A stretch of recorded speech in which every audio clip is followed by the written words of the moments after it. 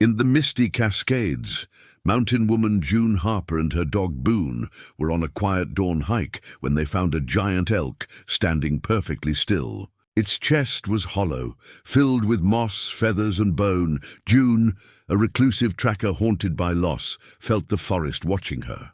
Boone growled once, then went silent. What began as a morning walk would awaken something ancient and alive beneath the mountain, something that had been waiting for her.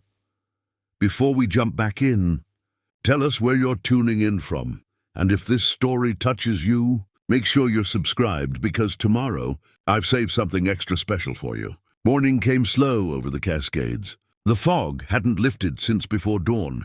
It hung thick between the cedars like gauze, softening the world into silence. June Harper stood on her cabin porch, one hand wrapped around her coffee mug, the other resting absently on Boone's head. The bloodhound's ears twitched at the distant sounds of the forest, the drip of dew from pine needles, the whisper of the wind moving low through the brush. It was the kind of morning June liked best, empty, wordless, the kind that made it easy to forget the rest of the world even existed.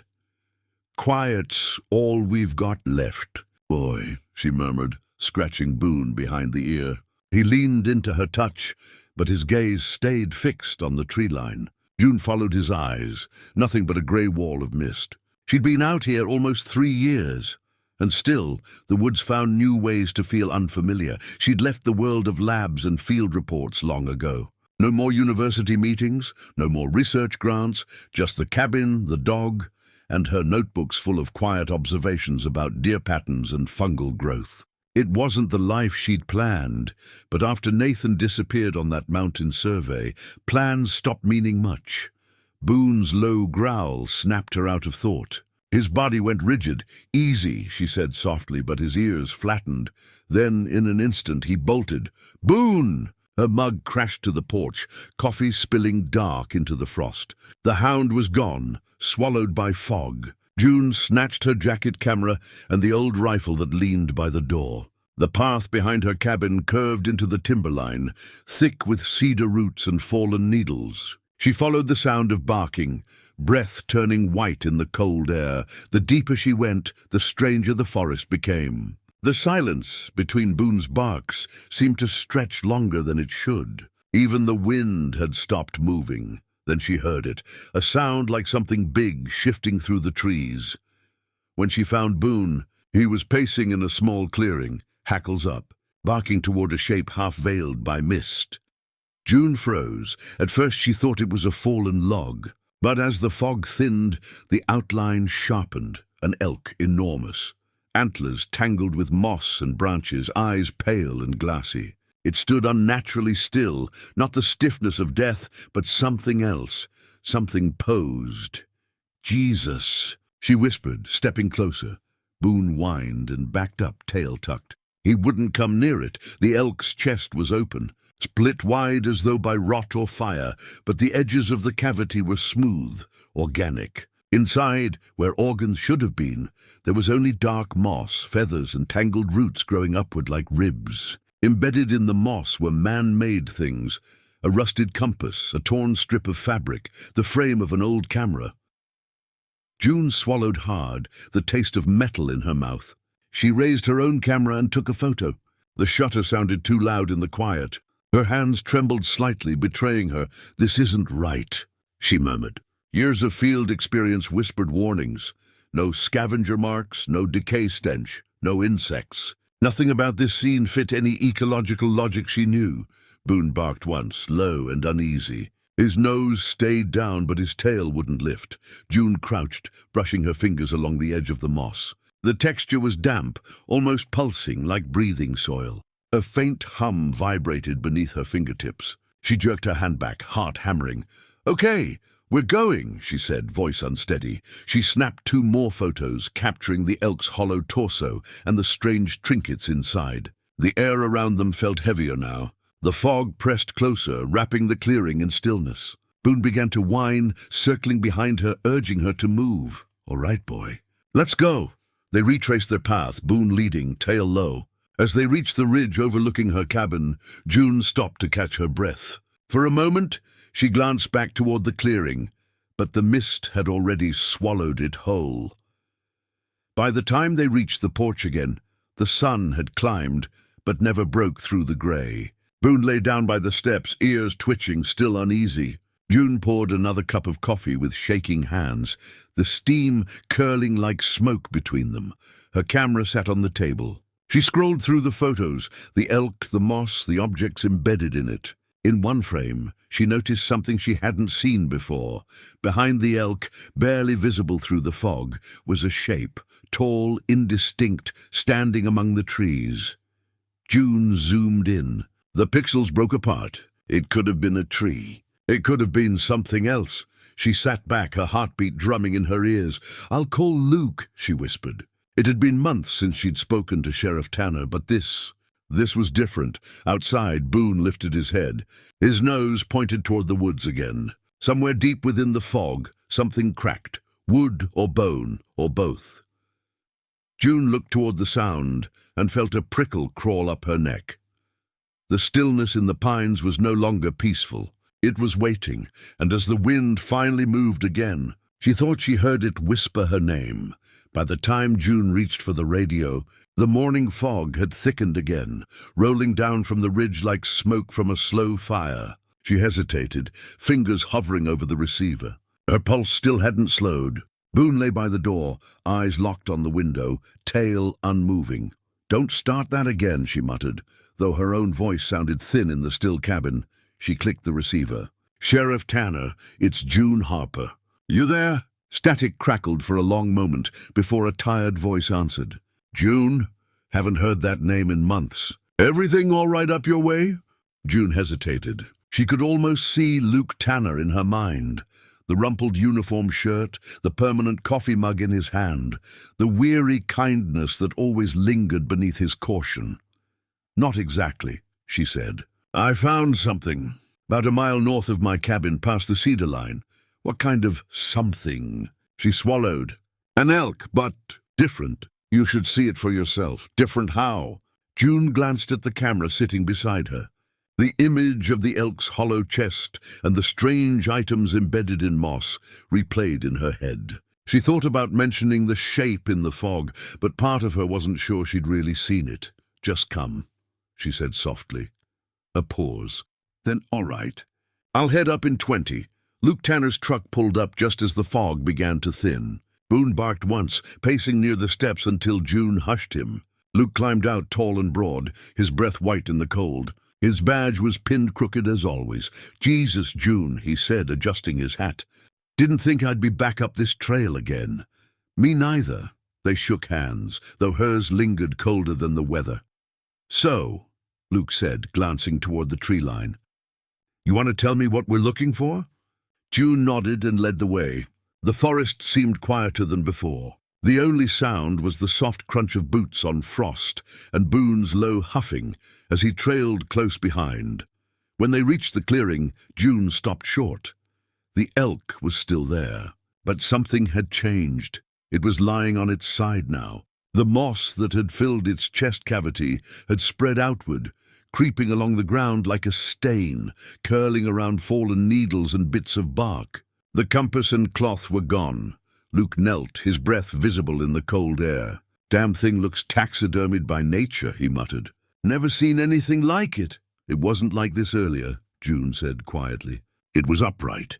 Those objects inside, it looked like someone placed them there." Luke frowned. "What kind of objects?" "A compass, a strip of fabric, a camera frame." "They're gone now." He looked at her, brows furrowed. "You're sure?" "I took photos. Let me see." June handed him the camera, scrolling to the image she'd taken. Luke studied the screen, his expression tightening. "You said this was this morning?" "Yes," he tapped the display.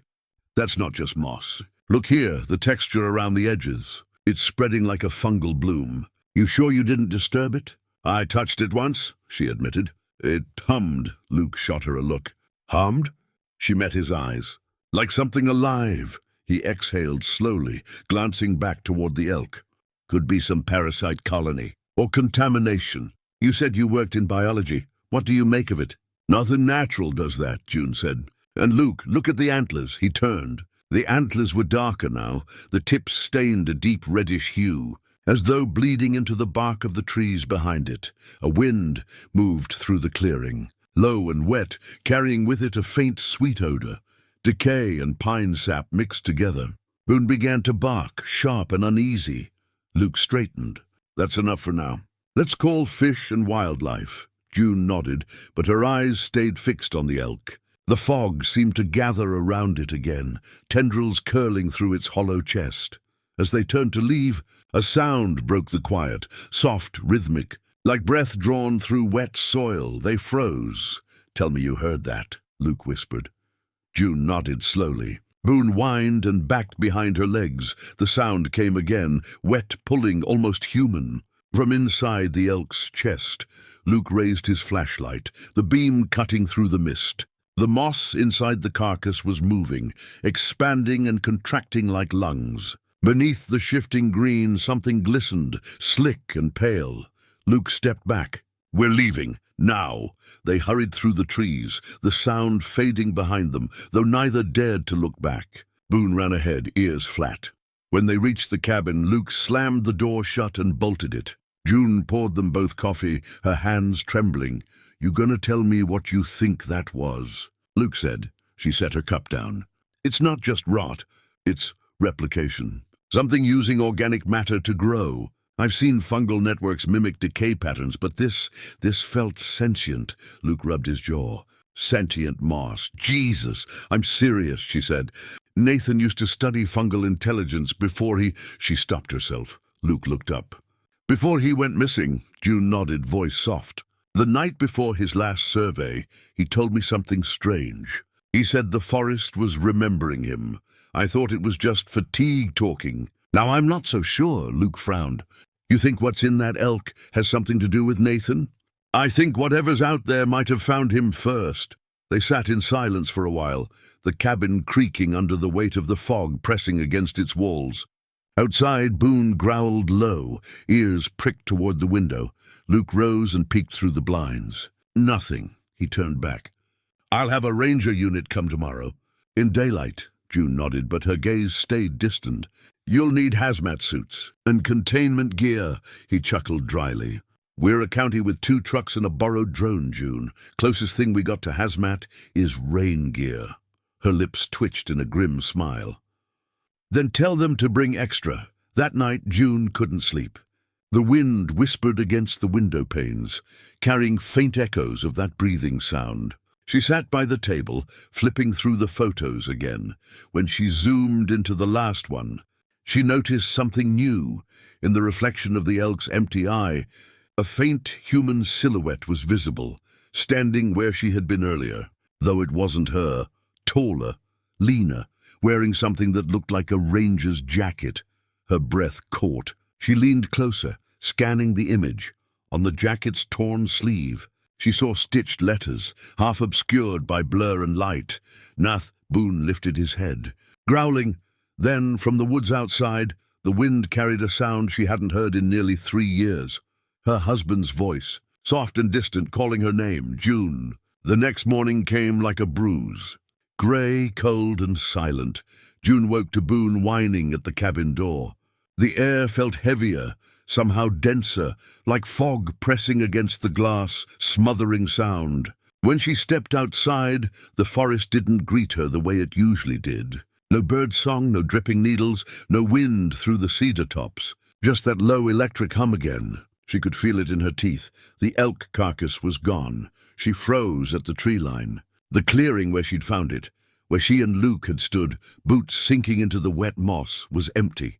The snow around it had melted into an unnatural ring of green, as though something had burned upward from beneath the soil. Boone barked once, short and sharp, before retreating behind her legs. "What the hell?" she whispered. Her voice sounded too loud. She dropped to a knee, running her gloved fingers through the grass. The ground was warm and wet, not with blood, just moisture, thick and sticky like sap. When she held her hand up, strands of the substance stretched between her fingers like silk. She stood quickly, scanning the trees. Nothing, only the stillness. And the sound. That faint, thrumming heartbeat that seemed to come from nowhere and everywhere at once. By afternoon, she'd hauled herself back into the cabin, sealing the door with the iron latch she'd installed after her first winter alone. The radio sat on the counter, Luke's voice still static. She turned it off and leaned against the sink, staring at the glass jar beside it. Inside, a small sample of the moss she'd scraped from the elk's ribcage pulsed faintly, like a jellyfish under dark water. It shouldn't be possible. Moss didn't have vascular rhythm, didn't move with purpose. Yet this, whatever it was, contracted in waves, tiny filaments writhing in sync. June grabbed her notebook and began scribbling observations. Sample continues to show low-frequency movement. No visible insects, possibly fungal symbiosis, or parasitic root system. Emits faint warmth, approx 95 degree, not natural. She stared at the numbers. 95 degrees. Human body temperature, Boone growled softly from the corner. His hackles were raised, eyes fixed on the window. June followed his gaze. Something moved just beyond the fog, tall, slow, and deliberate. Her pulse jumped. She stepped closer, hand on the rifle mounted by the door. Through the blur, she saw a figure. Not a deer, not a man either. It shifted wrong, too fluid, too heavy in the shoulders, like something remembering how to walk. Luke? She called. The figure stopped, then tilted its head, just slightly. Boone began barking wildly. June lifted the rifle, but before she could sight it, the shape retreated into the mist, dissolving into white. That night, sleep didn't come easy. The hum returned around midnight, crawling through the walls like a deep vibration. Boone paced the floorboards, nails clicking in rhythm. June sat by the wood stove, staring at the moss jar on the table. It pulsed faster now, synchronized with the hum outside.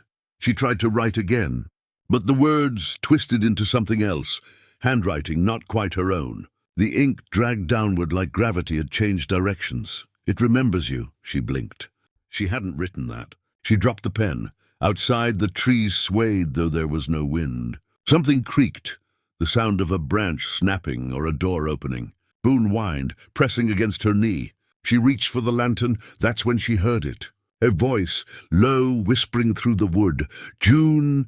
Her breath caught. Her name, spoken like an exhale. It came again, closer this time. June, help me! Nathan, her fiancé's voice. The one she hadn't heard in 5 years. She stood slowly, lantern trembling in her hand. Nathan, she whispered. The voice echoed faintly from the tree line beyond the porch. Please, it's so dark. June's throat tightened. No, that's not real. Boone barked once, sharp and frightened, then ran to the door, scratching to get out. The voice came again. You left me in the river, June. Her knees went weak. She remembered that day, the sound of rushing water, his hand slipping away in the current, her scream swallowed by rain. No body ever found. No closure. Just endless guilt. Now his voice filled the cabin like mist. She stepped back, tears cutting cold lines down her face. You're not him, she said quietly. You're not Nathan. The hum stopped. Everything went silent. Then something thudded softly against the window. June turned slowly, a handprint, human, pressed from the outside, slick with that same golden sap. Boone barked furiously. June stumbled back, grabbed the rifle, and fired through the glass. The blast shattered the night. The echo rolled through the trees, fading into the mountain's belly. When the smoke cleared, the window was empty. Only the handprint remained, glowing faintly before it faded into nothing. Morning came like the world had been reset. Sunlight, weak but real, cut through the fog. The air smelled like wet cedar again. For a moment, June almost convinced herself she'd dreamt it all. Then she saw the footprints outside her door, human, bare, but too long, the toes spreading like roots. She followed them down to the creek. They stopped at the water's edge, merging into the mud. Boone refused to go further, whining with his tail tucked. That's when she saw it, carved into the bank, a spiral. Deep and clean, like something burned it into the earth. Around it, the moss grew thick and alive, pulsing faintly in rhythm with her heartbeat. She crouched down, breath fogging the air. The spiral looked familiar. She flipped open her old field journal, the one Nathan used to carry. Inside the back cover was a sketch he'd drawn years ago, a spiral pattern on a tree trunk. He'd called it the forest's fingerprint. Her stomach twisted. She stood slowly. The spiral seemed to shift in the light, as if something beneath the soil was moving, breathing. Then the voice returned. This time, not Nathan's. Older, deeper. It spoke through the trees themselves. Return what is owed. June staggered back. "Who's there?" Silence. Then a whisper right beside her ear, though no one stood there. "Listen." For a heartbeat, the world seemed to stop. And then she heard it, underneath the quiet. The ground itself was murmuring. Not words exactly, but a vibration that carried intention, like the mountain was thinking, her vision blurred. For a moment she saw flashes, a network of roots, veins of moss and water, weaving through bone-like stone, pulsing in time. Something vast and ancient breathing just beneath her feet. She fell to her knees, gripping the soil. It was warm again, alive. Boone barked behind her, pulling her back. She turned. He stood rigid, ears pinned, staring up at the ridgeline. June followed his gaze. There, just beyond the tree line, stood an elk. Its antlers were black with sap. Its eyes glowed faintly amber. And from its rib cage, vines spilled like hair, twisting down into the snow. June froze, unable to breathe. The elk tilted its head, same gesture as before. Then it stepped backward, melting into the fog like a memory. Boone growled, low and trembling. June whispered, "It's not gone. It's showing us." She stumbled back toward the cabin, Boone at her side. Her pulse thundered in her ears. She slammed the door and slid down the wall, shaking. On the floor beside her lay her old research log, the one she hadn't opened since Nathan's disappearance. She flipped it open with trembling hands. Inside, on the last page, was a note she didn't remember writing. "If you hear it calling, do not answer." That's how it gets inside. June closed the book slowly, staring into the fire. The mountain wasn't just alive. It was remembering, and somehow it remembered her. The spiral haunted her dreams that night. She saw it everywhere, burned into bark, coiled in river ice, traced in the veins of her eyelids when she blinked. Every time she closed her eyes, she felt herself falling inward through its loops, deeper and deeper, until the world turned inside out. When she woke, the fire was long dead. Boone was gone. Her chest tightened. She called his name once, twice, but her voice was swallowed by the fog. Only the sound of dripping water answered, slow and steady, like something breathing through the trees. She grabbed her coat, slung her rifle, and stepped out into the gray. The tracks were clear, Boone's prints leading east, away from the cabin toward the ridge. But after a few yards, another set joined them, larger, hoof prints, and between them, faint spirals carved into the dirt, repeating every few feet like symbols on a path. June crouched, tracing one with her finger. It was perfect. Too perfect, as if pressed there by design. The forest beyond seemed older, different somehow, cedars giving way to thick hemlocks and iron-dark ferns. The deeper she went, the more the air seemed to hum again, low and resonant, vibrating in her bones. She could feel it through the soles of her boots. The trail wound down into a narrow gully where mist gathered like smoke. Boone's tracks grew frantic here, circling, pacing, then stopping completely near the mouth of a hollowed-out log.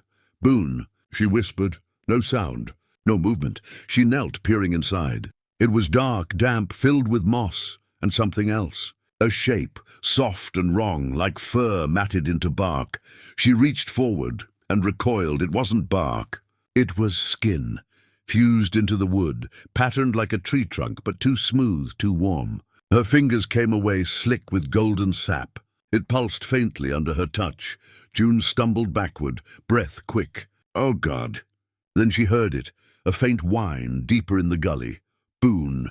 She followed the sound, sliding down the slope until she found him at the base of an ancient cedar. He was trembling, pressed against the roots, eyes wide and wet. When she reached for him, he backed away, tail tucked tight. "Hey, hey!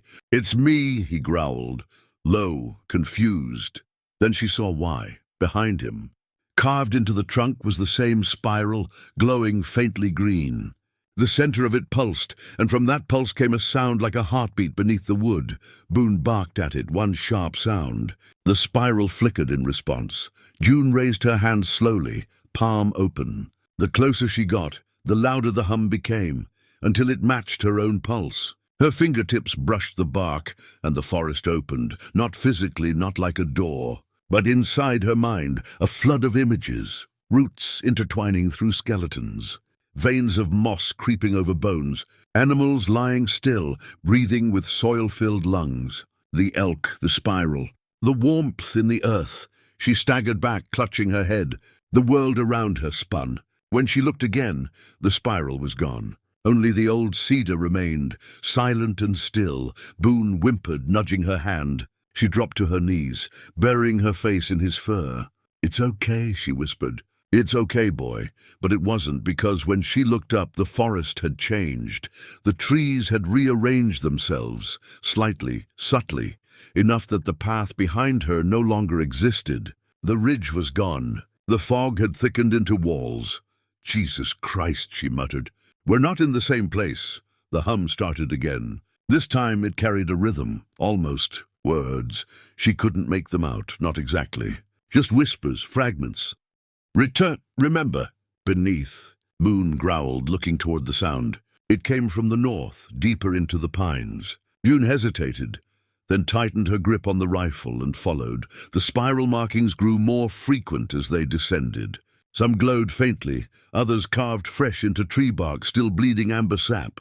It felt like walking through a heartbeat, every pulse in the ground timed to her footsteps. Finally, the trail opened into a clearing. A ring of trees circled a hollow pit about 15 feet wide, filled with the same golden moss that had lined the elk's chest cavity. In the center stood a structure, something that might have once been a tree, but was now entirely consumed. The bark had been replaced by sinewy tendrils, woven like muscle. The shape was human-sized, but not human. It was growing. June raised her lantern. Light flickered across it, and she saw something glinting inside the moss metal. She stepped closer and froze. It was a name tag, Old Weathered N. Harker Nathan. Her chest collapsed inward.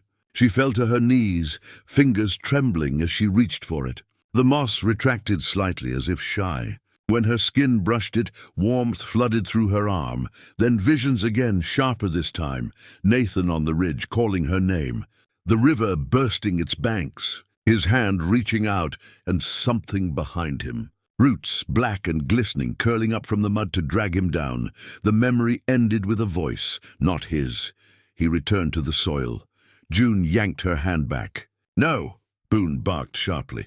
The moss in the pit began to shift, swelling, breathing. She stumbled backward, lantern flickering. From beneath the surface, something rose. First, antlers. Then a skull, half elk, half man, covered in moss and bone. Eyes hollow, yet burning faintly green. The hollow elk. But it wasn't a creature anymore. It was a form, a messenger, a body borrowed. "Why are you showing me this?" June shouted, rifle raised. Preparing and narrating this story took us a lot of time, so if you are enjoying it, subscribe to our channel. It means a lot to us. Now back to the story. The figure tilted its head, same motion as before. Its mouth opened, and the sound that came out wasn't words, but wind moving through hollow trees. Still, she heard it clearly inside her mind. "You hear us now?" Her knees trembled. "Us? The roots remember? You dig, you burn, you forget." "We remember," she shook her head. "You took him," he returned. "All return." The light dimmed. Boone whined, circling her legs. The moss began to creep outward, crawling across the ground like fingers. "Do not fear what grows. Fear what forgets." June backed away, firing a single shot into the air. The echo shattered the hum for an instant, but when the smoke cleared, the elk was gone. Only the pit remained, steaming faintly. She fell to her knees, sobbing. "What do you want from me?" No answer. Just the wind shifting through the trees. Boone nudged her hand again. When she looked at him, his muzzle was dusted with sap. His eyes reflected the same faint green glow. "Boone," she whispered. He stared at her, unblinking, then turned toward the forest, tail stiff, as if waiting for something she couldn't hear. By dusk, they found their way back toward higher ground. June marked trees with her knife, terrified that if she stopped, the forest would rearrange itself again. Boone moved differently now, more confident, more deliberate. Every few minutes he'd stop and look behind them, growling low, as if warning something to keep its distance. When they reached a clearing near the ridge, she collapsed by a fallen log, breath ragged. The world felt wrong in her head, too quiet, too aware. Even the light seemed to move slower. Boone sat beside her. She rested her hand on his neck. The fur there was warm. Too warm, she looked closer. Under the fur, a faint glow like the moss pulsed beneath the skin. Her stomach twisted. "No." Boone looked up at her, eyes calm. Then he stood, turned, and walked a few feet toward the tree line, stopping once to look back. "Boone, don't—" she started. But he was already gone, disappearing into the dark. The hum rose again. The spiral shimmered faintly on the nearest tree, glowing brighter as the fog closed in. June stood slowly, staring at it. Something inside her whispered, not a voice, but a thought. "Follow him." She lowered her rifle and stepped into the fog. The fog closed behind her like a door. At first, she could still hear the wind through the trees, the soft whisper of needles brushing together. But the deeper she walked, the quieter everything became. The silence wasn't empty. It pressed against her, thick as wool, muffling her footsteps and heartbeat until both seemed to belong to someone else. Boone's trail shimmered faintly in the mist. His paw prints glowed with that same greenish hue, veins of moss sprouting from each impression as she passed. "Boone!" she called softly this time. Her voice came back warped, echoing twice, once as sound and once as something remembered. She followed.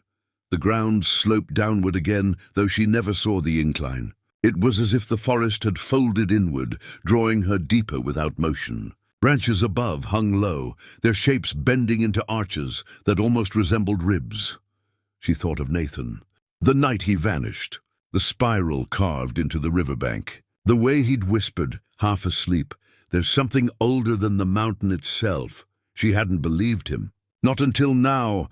A flicker of movement up ahead. Boone emerged from the mist, standing at the mouth of a narrow ravine. His chest rose and fell steadily, but his eyes no longer reflected light. They emitted it, softly, warmly.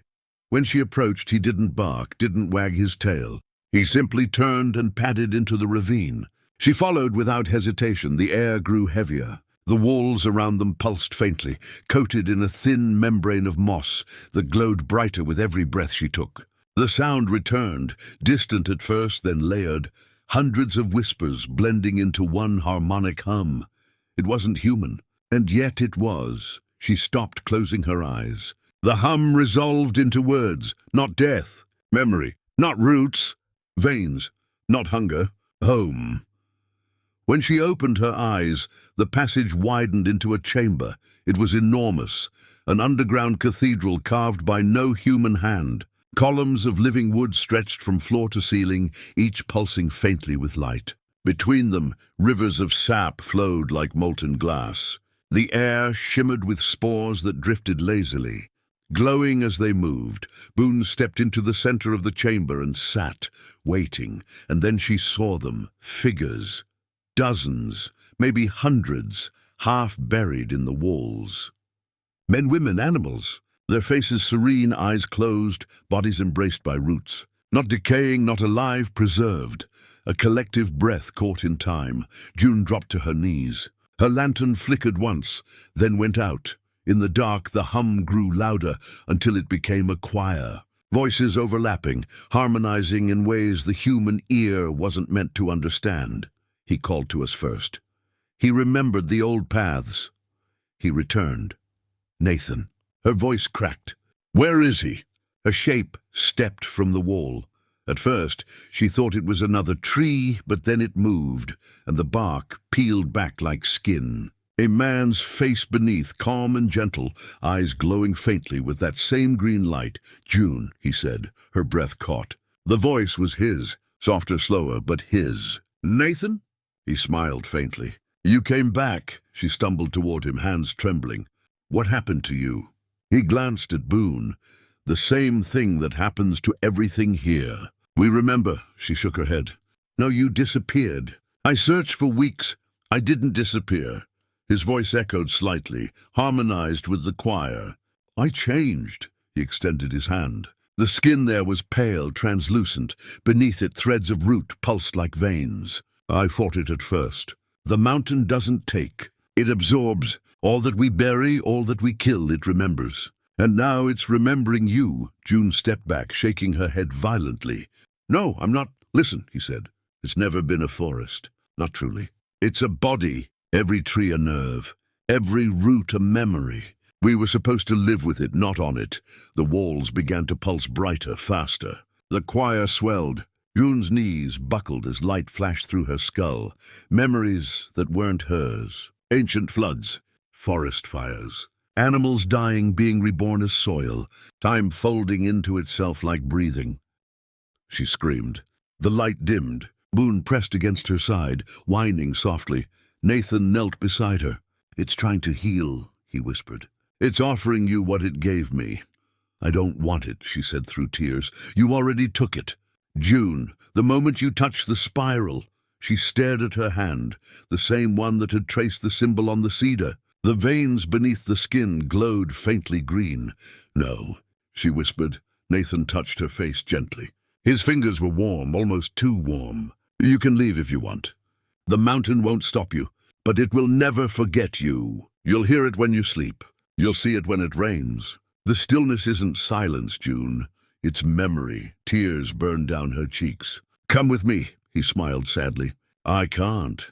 I'm part of it now." The roots around him stirred, wrapping slowly around his legs, pulling him back toward the wall. He didn't resist. "Don't fear what grows," he said softly. "Fear what forgets." Then he was gone, swallowed gently by the living wood. June collapsed beside Boone. Her whole body trembled, her mind echoing with that phrase. "Don't fear what grows. Fear what forgets." The glow around her dimmed to a faint heartbeat rhythm. The choir quieted to whispers again, almost like sighs. She looked at Boone. He stared back calmly, eyes glowing steady. "You're part of it too, aren't you?"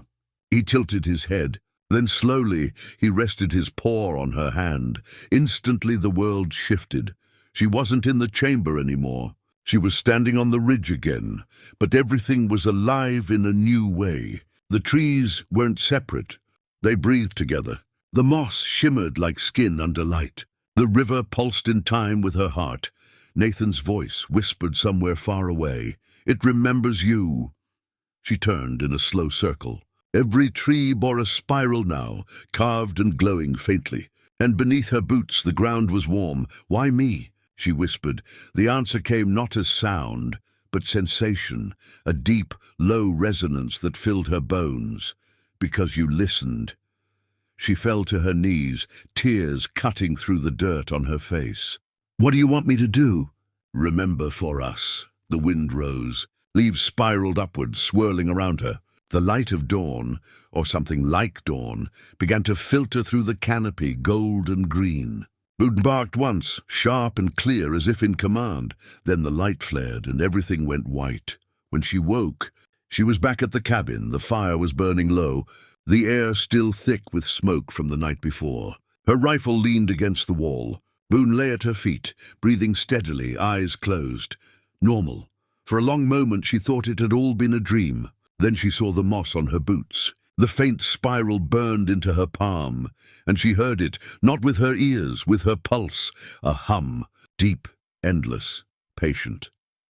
The forest outside moved slightly, not swaying, but breathing. Boone stirred, lifted his head and looked at her. For a heartbeat his eyes glowed faintly green, then faded. He wagged his tail once. June stood, walked to the window and looked out. The trees were still, utterly still, but she knew now what that meant. Not silence, memory. She pressed her hand against the glass. The spiral on her palm pulsed once, softly. She whispered, "All right, I'll remember." The snow had swallowed the trail by morning. June Harper woke to the sound of the world holding its breath. Not wind, not birds, just the silence, that living kind that listens back.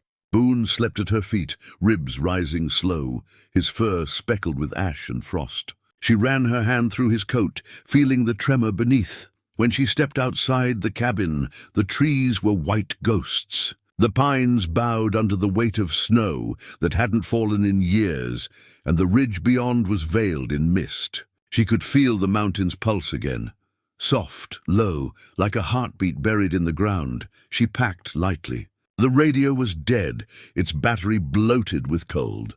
The lanterns flickered with that dull yellow that never felt warm. June thought of Sheriff Tanner's old smile, May Clearwater's voice whispering about the Hollow One, and Dr. Keene's trembling hand as he saw the elk breathe without lungs. They were all gone now, swallowed by the same quiet that circled her cabin. She wasn't sure why she felt compelled to go back up the ridge. Curiosity had nothing to do with it anymore.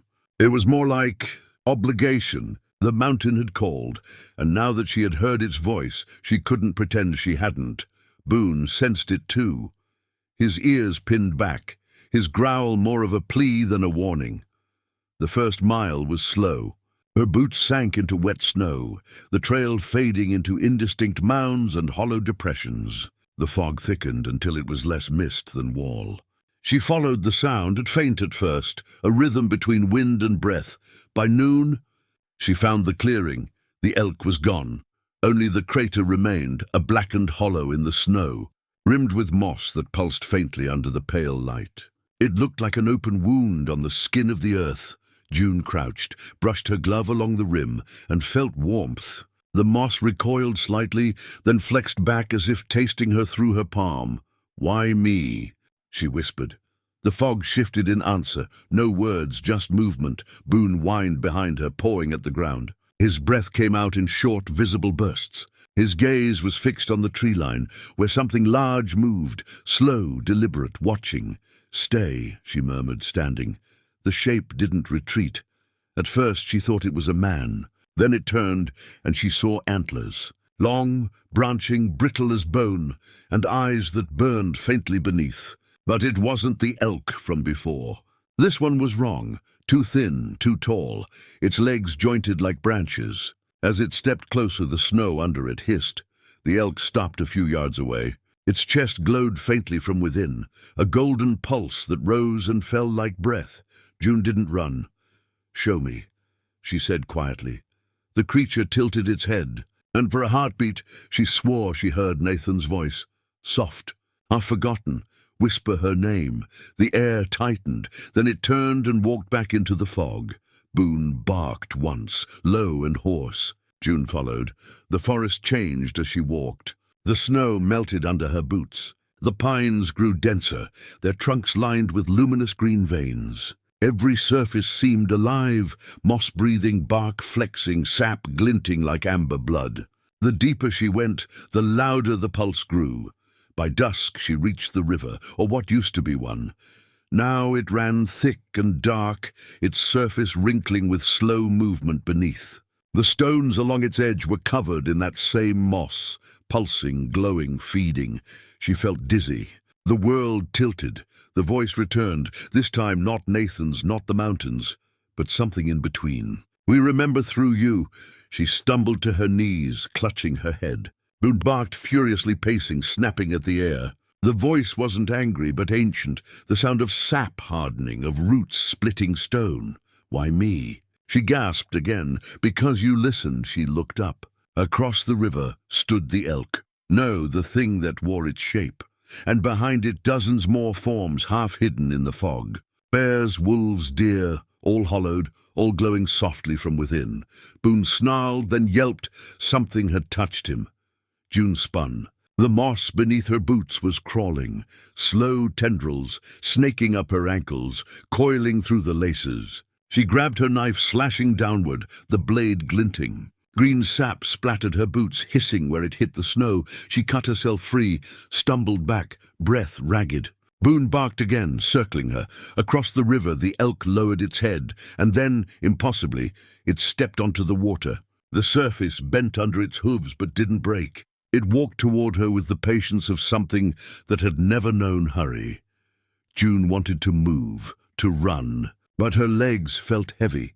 Her body filled with that same slow pulse she'd heard in the earth. Boone lunged. The elk stopped, watching him. For a moment, the forest seemed to hesitate, as if deciding what to do with defiance.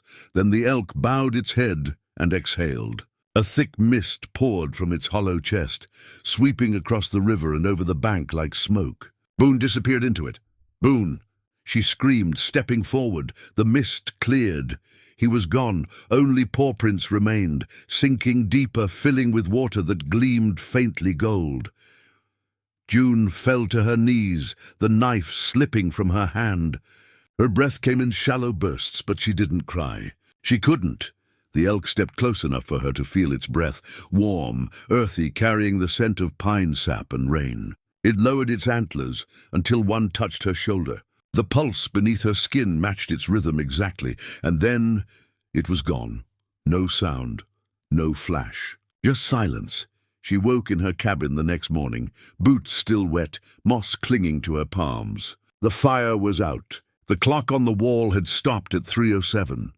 Boone's collar lay by the door. When she picked it up, it was warm. The forest outside was quiet again, too quiet. But not dead, breathing, waiting. She sat down at her desk, pulled out her field notebook and began to write. Her handwriting trembled, but she forced the words out anyway. The Hollow One isn't a creature. It's the mountain remembering. It takes what it loses and makes it whole again.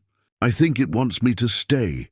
As the ink dried, the walls creaked softly, like wood stretching after a long sleep. She felt the same sound beneath her skin. June smiled, just barely. "All right," she whispered. "I'll listen."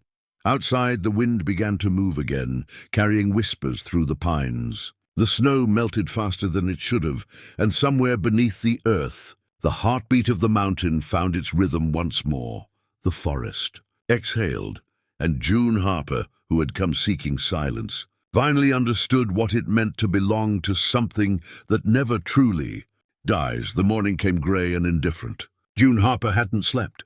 Her dreams had been full of wet sounds, roots dragging through earth, the steady pulse of something alive beneath the mountain's skin. When she opened her eyes, the cabin walls seemed to breathe faintly, as though the logs themselves inhaled the damp fog outside. Dr. Russell Keene was already awake, hunched over his equipment like a priest at a cold altar. The flicker of his headlamp caught the hollow exhaustion in his face. "Drones are gone," he muttered. "All 4 of them. Signal just stopped." June poured instant coffee into 2 tin mugs. They didn't stop. "They were taken." Keene looked up sharply. "Taken by what?" "Fungi. Wind." He forced a brittle laugh. "Jesus, June, we're both tired. You're letting superstition crawl into your head." June didn't respond. Through the window, the tree line stood unnaturally still, their shapes drowned in fog like the backs of sleeping whales. Boone's faint bark still echoed in her mind from the night before, distant, muffled, as though coming from beneath her feet.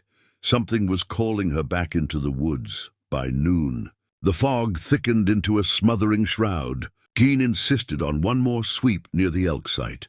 The air smelled metallic, like rain over rust.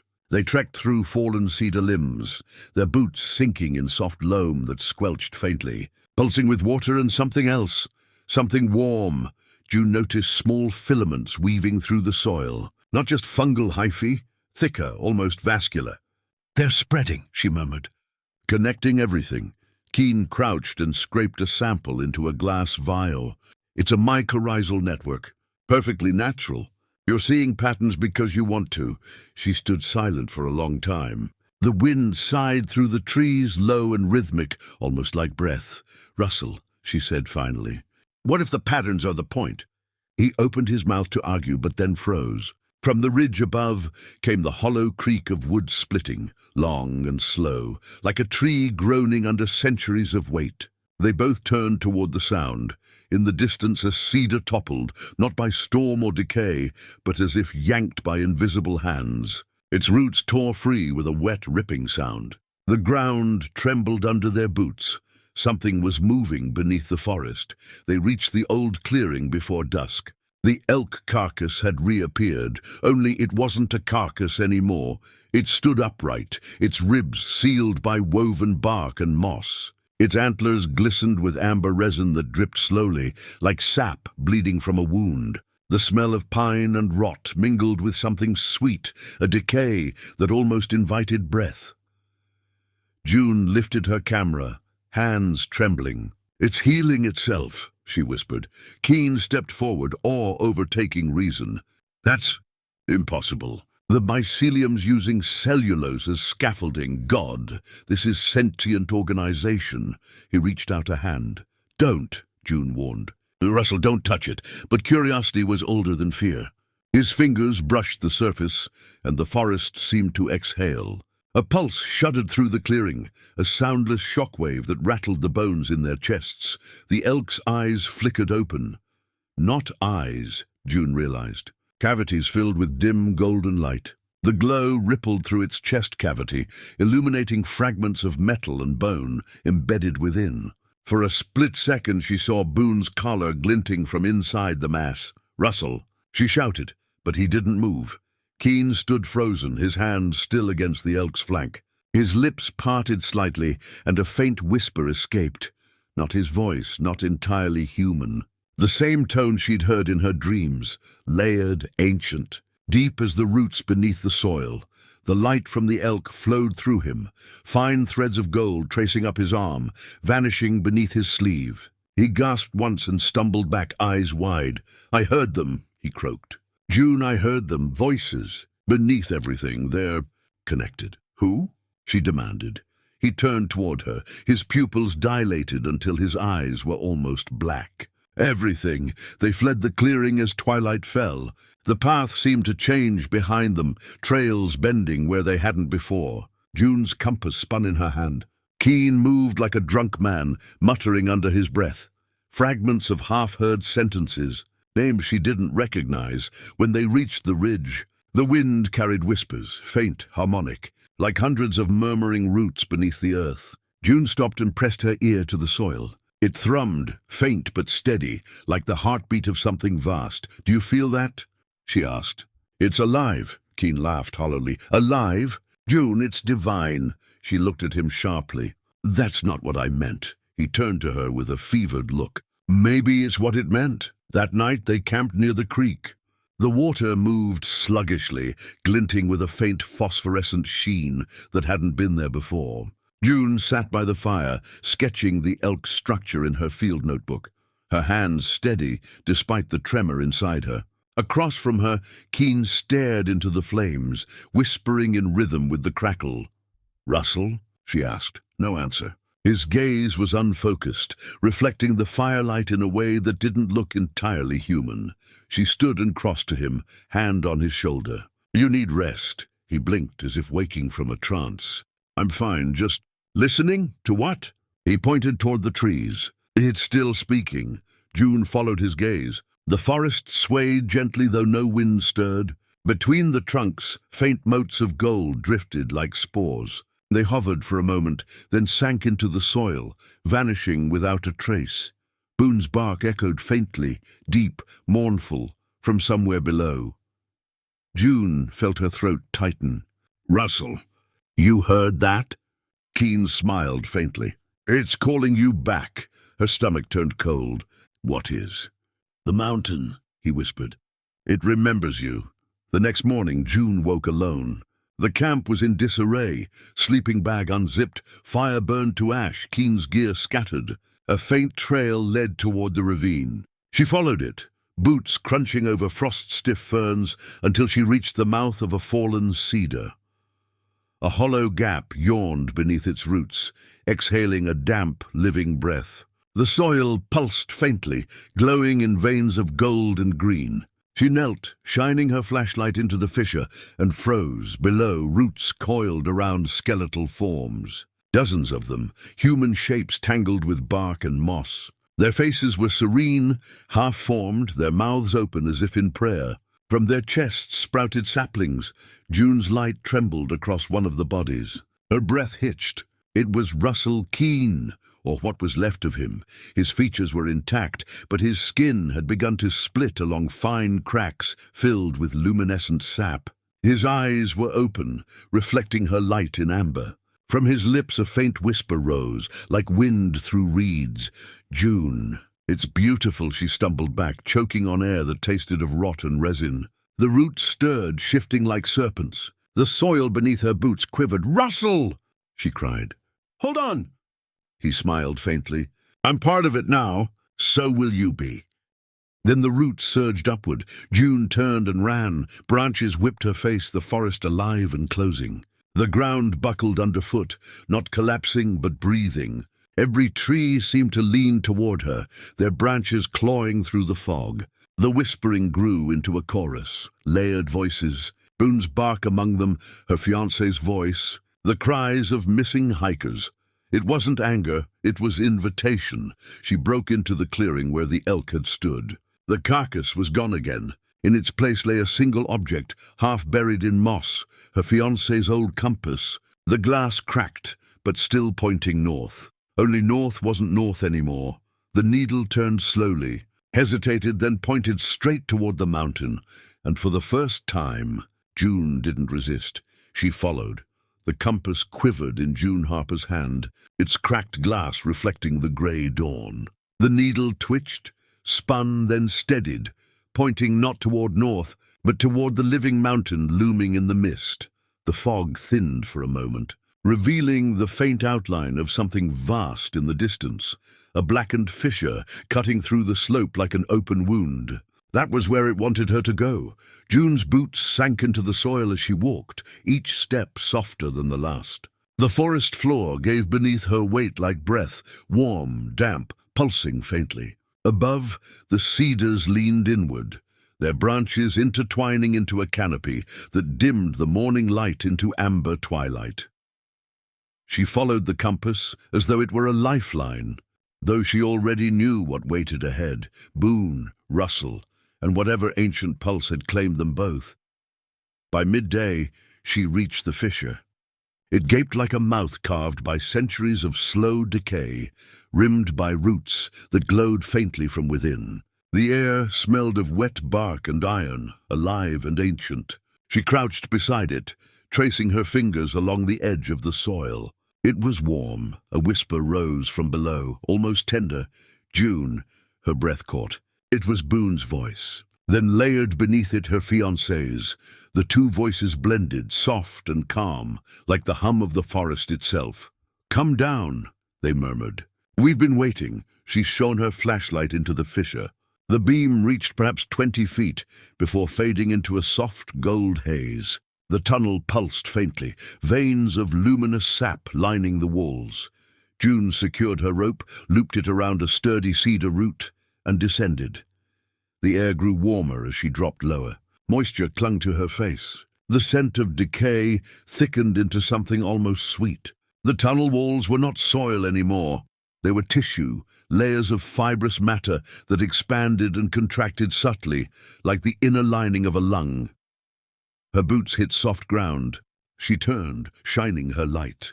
The tunnel stretched ahead, curving gently. The air shimmered faintly with drifting spores that glowed like embers.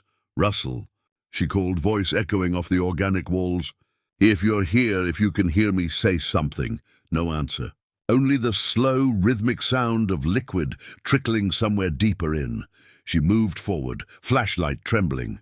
The deeper she went, the more she felt the mountain's pulse sink with her own.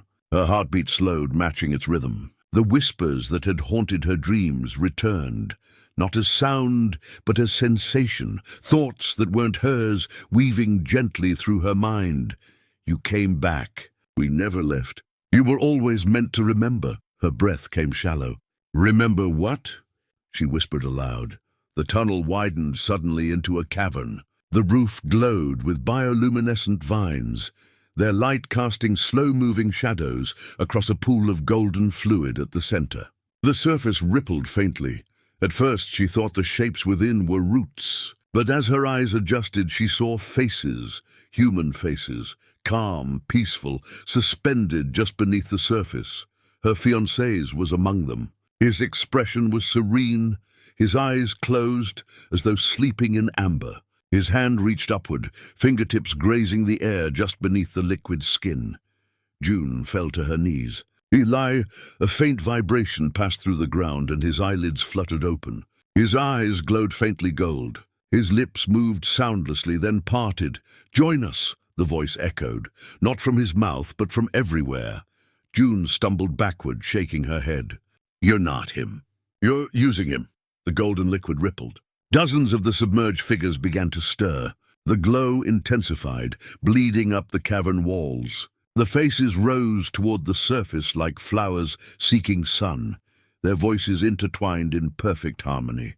"We are not using. We are becoming." The air thickened. June's flashlight flickered, then died. The glow of the pool was enough to see by now, too much to bear. She turned to run, but the path she'd entered by was gone. The tunnel behind her had sealed, roots weaving silently across it like scar tissue. Her heart pounded. The whispers grew louder. "Don't fight it, June. You belong here." She pressed her hands against her temples. "I don't belong anywhere near this." The cavern responded with a slow groan, the floor trembling under her. Cracks formed along the pool's edge, oozing golden sap. The air pulsed once, twice, then stilled, and from the far side of the cavern something rose. At first, it was a shape without form, fluid, shifting, woven from bark, moss, and human silhouettes. Then it steadied into something almost human, tall, thin, its face hidden behind a mask of cedar bark. Its chest glowed faintly, veins of light pulsing in rhythm with the mountain's breath. "June," it said softly. And though the mouth never moved, she heard her name in her fiancé's voice. She stumbled back, raising her flashlight like a weapon, though it was dead. "Stay away from me." The figure tilted its head. "You searched for truth. For years. The mountain gave it to you. Why run now?" "Because the truth isn't supposed to consume you," she shouted. The creature stepped closer, the ground swelling beneath its feet. As it moved, the bark along its arms shifted, faces flickering within, whispers curling from its surface like breath. "We are what remains when the world forgets," it said. "When the living abandon the land, we keep their memory. You too are part of that memory." June's hand found the compass again. The needle spun wildly, faster than before, then pointed not north, not anywhere, but straight toward the creature's chest. Her fiancé's voice whispered faintly, "Come home!" She gritted her teeth, trembling. "Home is gone." The creature paused. The mountain seemed to listen, then make a new one. It whispered. June turned and ran. Roots erupted from the ground, snaring her ankles. She tore free, tripping, scraping her palms on the warm floor. The cavern howled around her, the walls expanding and contracting like lungs. Golden fluid sprayed from cracks, spattering her face and arms. Where it touched, her skin tingled, then began to glow faintly beneath the surface. "No," she gasped, clawing at her arms. The glow pulsed with her heartbeat, brightening each time she moved. The mountain was claiming her. The whispers rose into a chorus now, thousands of overlapping voices, male and female, human and not. You sought to understand. Understanding means becoming. Her vision blurred. For a moment she saw herself from above. Tiny, insignificant, a flicker of light in a web that stretched through the entire mountain. Every tree, every root, every grain of soil hummed with life, and all of it was connected, and she was the missing piece. She collapsed to her knees, sobbing. "Please, I just want it to stop." "It can," the chorus said gently. "All you must do is listen." The compass trembled in her hand. She raised it weakly. The glass finally shattered, releasing a faint spark of light that flickered into the air, hovering before her like a tiny, defiant star. For a heartbeat, the mountain went silent. June stared at the floating spark. It pulsed once, twice, and then split into two, then four, then dozens, spreading outward like a constellation across the cavern's roof. The golden light dimmed in response, as though uncertain. She stood slowly, tears cutting lines through the dirt on her face. "You want connection?" she whispered. "You can't have it without memory. Without loss. That's what makes it real." The cavern shuddered, confused. The golden pool rippled violently, the faces within distorting in agony and awe. The humanoid figure raised its head toward her, the glow within its chest flickering. "What are you doing?" it asked. Breaking the line, she turned and drove the shattered compass point first into the ground. A sharp crack tore through the chamber. Light flared, white, blinding. The golden sap receded instantly, sucked back into the earth as though inhaled. The whispers turned to screams, then silence. The walls convulsed once, and the cavern collapsed inward. June ran, blind, breathless, every muscle screaming. The tunnel reformed ahead of her, roots peeling apart just enough to let her through. She burst upward into daylight, collapsing onto the forest floor as the ground behind her sealed shut. For a long time, she just lay there staring at the canopy. The sunlight hurt her eyes. Everything was too bright, too alive. The mountain was still. The whispers were gone. But when she lifted her hands, faint veins of gold still pulsed beneath her skin.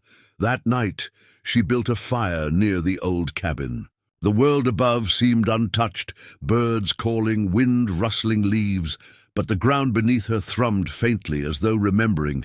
She opened her notebook. Her sketches were smeared, her notes waterlogged, but one phrase remained legible across the page, written in her fiancé's handwriting. "It's all one organism." She stared at it for a long time. Then slowly she smiled through her tears. "Not anymore," she whispered. The fire cracked, sending sparks into the night air. The trees swayed gently as if listening, and deep beneath the soil, the mountain's pulse slowed, then settled into silence.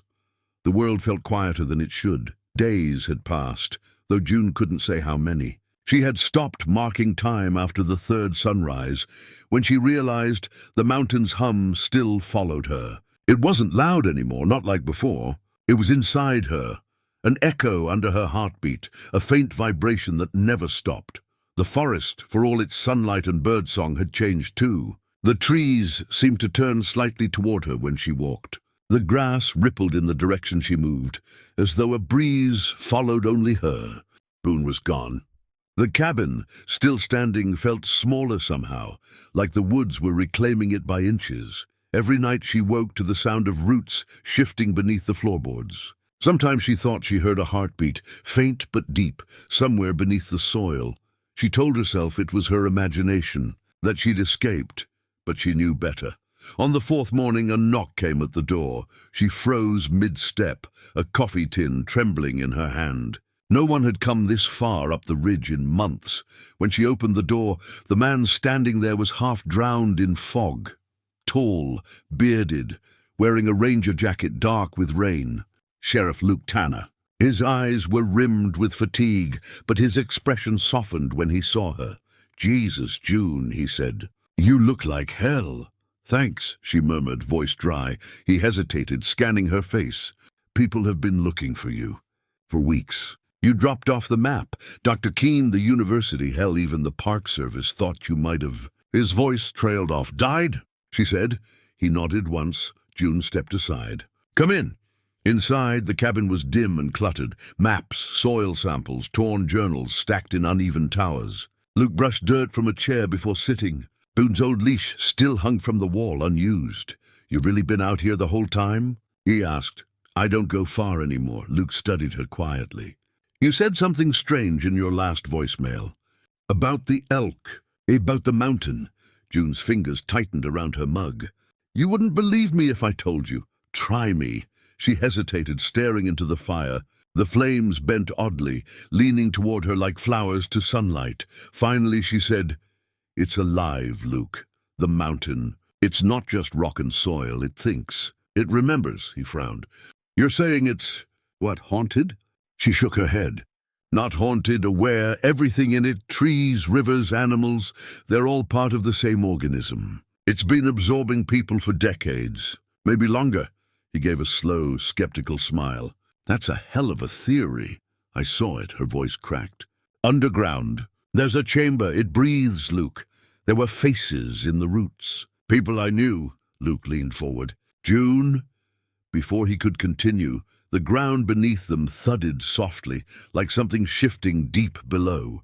Dust fell from the ceiling beams. June froze. Luke's smile vanished. Oh, what was that? She met his eyes. It's still awake. They went outside. The mist had thickened, rolling down from the upper slopes like smoke. The forest felt wrong, too still. At the edge of the clearing, the soil bulged slightly, as though something beneath it was pushing upward. Earthquake? Luke muttered, no. June knelt and touched the ground. It was warm again. Then faintly she heard it whispering. Not words this time, just a low murmur, like the mountain was dreaming aloud. She closed her eyes, listening. The rhythm matched her pulse perfectly. Luke watched her carefully. You hearing it again? June opened her eyes slowly. It's calling, he swore under his breath. Calling who? She turned toward the slope. Me. They hiked for hours. The fog thickened until it swallowed the trees whole. June led, barely speaking, guided by instinct more than sight. The deeper they went, the quieter the world became. Luke followed reluctantly, muttering about radio interference and search parties. But as they climbed, even he began to feel it. The pressure in the air, the way sound seemed to vanish a few feet out. At last, they reached the ridge, the place where the fissure had once been. It was gone. The ground had sealed completely, smooth and untouched, as though it had never split open. But where the crack once was, a single tree now stood. It was young, no taller than June, but its bark gleamed faintly gold in the gloom. Luke whistled. That's new. June stared at it. No, she whispered. That's not new. She stepped closer. The air shimmered faintly around the trunk. She felt warmth radiating from it, pulsing gently against her skin like breath. Luke reached out to touch it. We should get a sample. Don't. Her voice snapped through the fog. He froze. June, it's just that the tree shivered. The bark rippled like muscle beneath skin. A faint outline appeared within the trunk, human, vague, but unmistakable. June's breath caught. Oh my God! Luke stepped back, hand hovering near his holster. Jesus Christ. What the hell is that? It's him, she whispered. It's Eli. The figure inside the bark shifted, its face pressing faintly against the surface. Not quite alive, not quite gone. Luke turned pale. June, we need to leave. Right now. But she didn't move. Her eyes filled with tears. He's alive, Luke. It didn't kill him. It absorbed him. June, she touched the bark. The tree trembled, and for an instant, the golden veins beneath her skin flared. The whispers returned, soft and familiar. You broke the line, but the line remembers. Luke grabbed her arm. We're leaving. She tore free. No! You don't understand. It's not done. The mountain groaned beneath them. The fog rolled downward like a living thing, wrapping around their legs. June! Luke shouted. The forest went black. When she woke, the air was cold again. She was lying at the base of the tree. The fog had thinned, sunlight piercing through in pale beams. The golden veins on her arms were dim now, almost gone. Luke was gone. Luke? She called hoarsely. No answer. Only the sound of leaves moving far away. She stood shakily looking around. His footprints were there, leading away from the ridge, but they ended abruptly halfway down the slope. The soil was disturbed, as though something had dragged him under. Her stomach twisted. She turned back to the tree. Its bark had darkened. The human shape inside was gone. No, the wind shifted. A faint voice drifted through the trees. June! She spun, scanning the forest. Luke? The whisper came again, closer. Come down. It was Luke's voice, but beneath it, faintly, the mountains. Her throat tightened. You took him, he listened. You will too. Her vision blurred, and for a moment she saw it all again. The network beneath the soil, the faces in the roots, the golden veins threading through every living thing. She understood now. The mountain wasn't destroying them.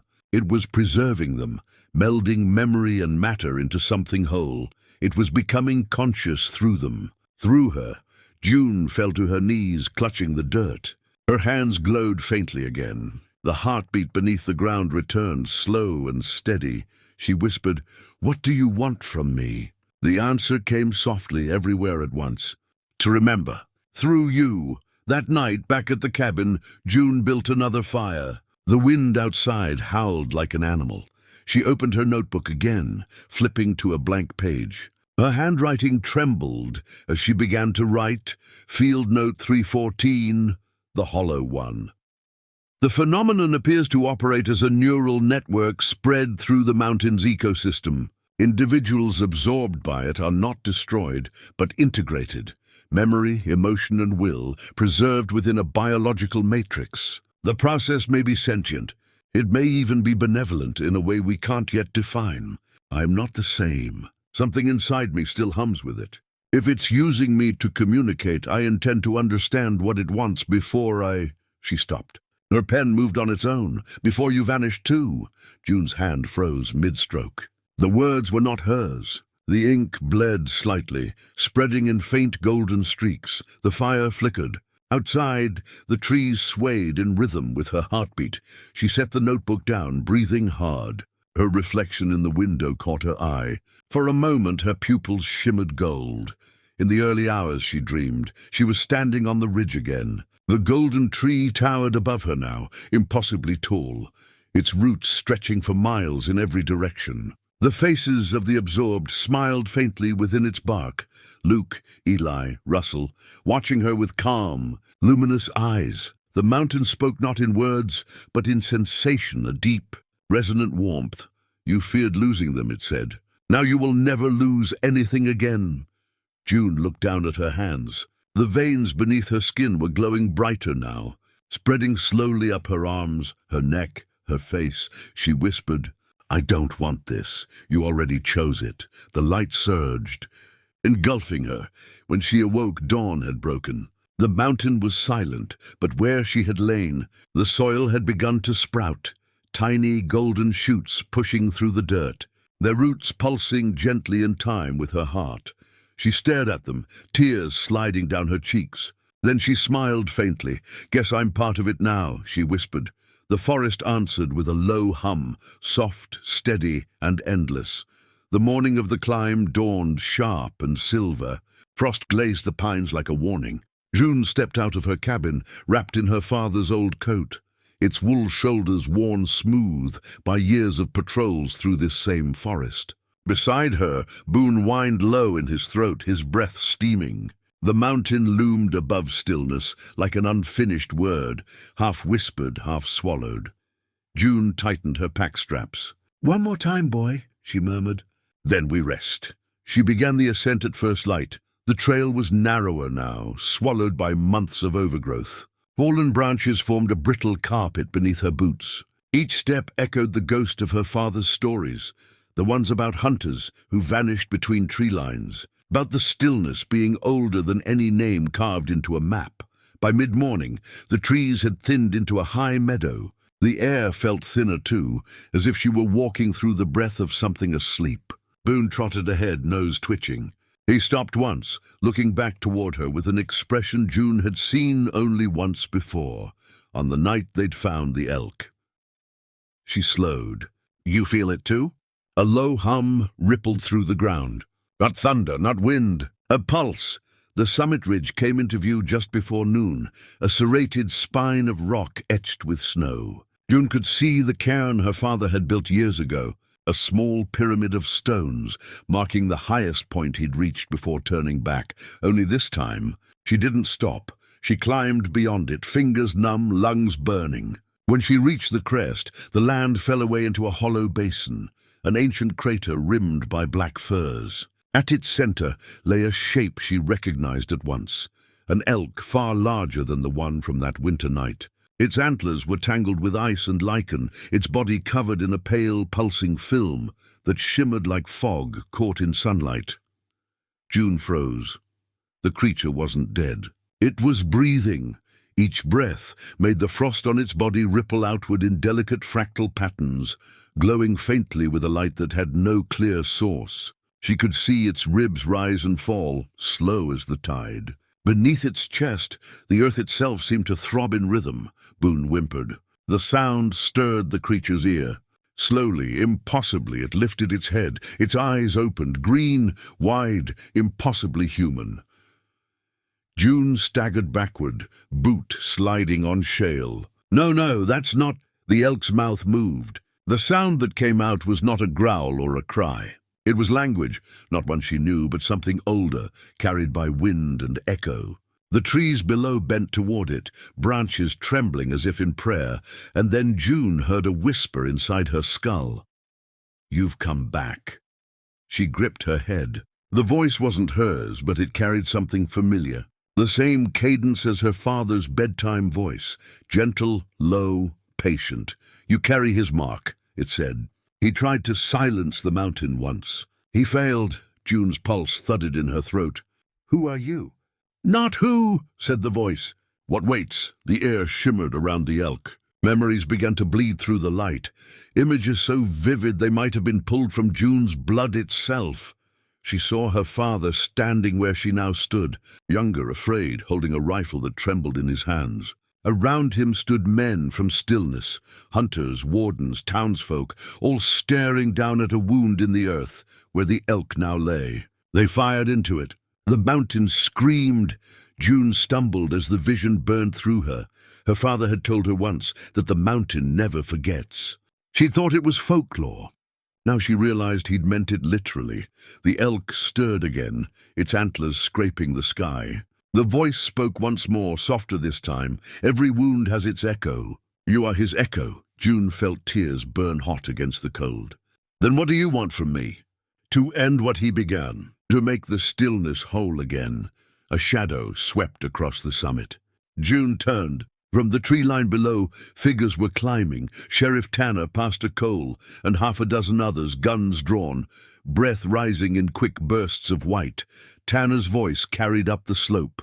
"June, step away from that thing!" The elk's head tilted toward the sound. Boone growled. Tanner's men fanned out, forming a rough semicircle. The pastor raised a cross toward the creature, murmuring something under his breath. The air thickened, vibrating with that same deep hum. The elk exhaled, and the breath turned to fog that rolled down the slope, swallowing the men in seconds. Gunfire cracked, then screams. June ran forward, shouting, "Stop! Don't shoot it!" But the fog swallowed her words. She saw shapes flailing, falling. When the mist cleared, only Tanner remained standing, rifle lowered, face pale. He looked at June, then at the creature. "You brought it back." "No," she said, voice breaking. "It never left." Tanner took a step closer. "That thing killed my men." June shook her head. "They fired first. Then tell it to stop. I don't think it listens to words." The elk turned its head toward them both. Tanner raised his gun again. June moved between them. "Luke, please," she said. "If you shoot, it won't end. It'll just start over." Tanner hesitated. His finger hovered over the trigger. The wind howled. Boone barked once, sharp and frantic. Then June did something that surprised even herself. She reached out and touched the elk's muzzle. The world went silent. In that silence, June saw everything. The mountain wasn't just stone and snow. It was alive, its roots running deeper than time, its heart pulsing beneath the valley. Every tree, every river, every creature was part of it. And at the center of that living network was the elk, a vessel of memory, carrying centuries of grief and renewal. She saw her father again years ago, standing before the same creature. He'd been afraid because he didn't understand. He'd sealed the mountain's wound with bullets and fear. But the stillness never dies. It waits for the ones who can hear it. Now it had found her. The voice came again, fainter this time. "Be still and remember." June closed her eyes. The frost beneath her feet melted. The hum in the air softened into something like breath. Boone lay down beside her, calm now, his eyes half-lidded. Tanner lowered his rifle, staring in disbelief as the elk began to dissolve into mist, its form unraveling into threads of light that drifted upward, vanishing into the sky. When June opened her eyes again, the crater was empty. Only a shallow pool of clear water remained, reflecting the pale sun. Tanner approached slowly. What just happened? June looked out over the valley below. The fog had lifted. The town of Stillness lay quiet, unscarred. Even from here, she could see the church steeple catching light. She smiled faintly. "It forgave us." Tanner let out a shaky laugh. You think that's what forgiveness looks like? June turned to him. It's the only kind we get. They descended the mountain in silence. By the time they reached the tree line, the frost was gone, replaced by a thin layer of dew. The forest smelled new again, like pine sap and rain. Boone ran ahead, tail high, chasing sunlight between trunks. At the edge of the clearing, June stopped. The cabin stood where it always had, but the air around it felt lighter. She looked back up the slope one last time. Far above, the summit glimmered faintly, as if some unseen heart still beat beneath the snow. Tanner followed her gaze. You think it's really over? June adjusted her coat. No, just sleeping. That night, as she sat by her fire, June wrote the first entry in her new field journal, "The stillness isn't a curse. It's a memory. We're only visitors in its dream." Boone slept beside her, snoring softly. Outside, the wind moved through the pines in long, even breaths. For the first time in months, she didn't hear the hum beneath it, only the steady rhythm of the forest returning to life. And yet, as the flames burned low, a sound drifted through the chimney, so faint it could have been the crackle of wood or the echo of a word carried from the summit. Remember. June looked up at the dark window pane, where her own reflection stared back. This time, she didn't look away. The snow retreated from the ridges by late March, revealing a forest floor, damp with thaw and crawling with new life. For the first time in years, the stillness felt gentle. The townsfolk walked their trails again. The river ran clear, and June Whitlock finally slept through the night. She'd patched the roof of her cabin, stacked her firewood high, and let Boone roam without his leash. He had taken to sleeping on the porch, nose pointed toward the mountain, as if listening for dreams. The elk had not returned, not in flesh, not in vision, but sometimes, when the wind came down from the peak, June felt a quiet pulse beneath her feet, steady and ancient. It wasn't threatening anymore. It was simply there, like the heartbeat of the earth itself. Stillness had learned to breathe again, or so she thought. In May, a mining crew arrived from Helena. They brought maps and machinery, claiming permits had been filed decades ago by an energy company no one remembered. The mayor welcomed them. Stillness needed jobs. June stood in the back of the town hall as the foreman, a man named Wyatt Crane, promised safety, progress, and prosperity. His voice was polished smooth, but his eyes stayed on her the whole time, as if he already knew who she was. When the meeting ended, he approached. "Miss Whitlock," he said, offering a hand. "You're the one who found that elk last winter, right?" June hesitated. "That's what they say." He smiled thinly. "Good. Then maybe you can help me find what's under it." They started. Drilling 2 weeks later, halfway up the southern slope, near where the fog had rolled last year. June could hear the low whine of engines from her porch at night, a mechanical hum that unsettled the forest's rhythm. Boone paced restlessly whenever it began. By June's second week, fish started washing up along the riverbank, dozens of them, their eyes clouded white. Tanner came by that morning, still sheriff but grayer around the temples. He looked tired. "I told them to shut it down," he said, "but the mayor's in Crane's pocket." June studied the dead fish, each belly gleaming like tarnished silver. "They're digging into something they don't understand," Tanner sighed. "You mean that mountain ghost of yours?" She looked at him, not unkindly. "You saw it too, Luke. You just keep pretending you didn't." By the end of the month, the hum grew stronger. June began waking at night with her hands trembling, her dreams full of running water and whispering roots. The sound wasn't just in her head anymore. It rattled the windows, made Boone bark at shadows. One dawn, she found him standing at the edge of the tree line, growling toward the ridge. The ground beneath him quivered like a heartbeat. June followed his stare. There, at the horizon, a pale mist was rising again, thin and trembling, like breath forced through a wound. She drove to the mining site that afternoon. The machinery was still. The workers were gone. In their place stood Crane, alone beside the yawning mouth of a new shaft. He was wearing no helmet, no gear, just a crisp shirt rolled to the elbows and a lantern dangling from one hand. He turned as she approached, smiling as if expecting her. "I knew you'd come." June's voice was steady.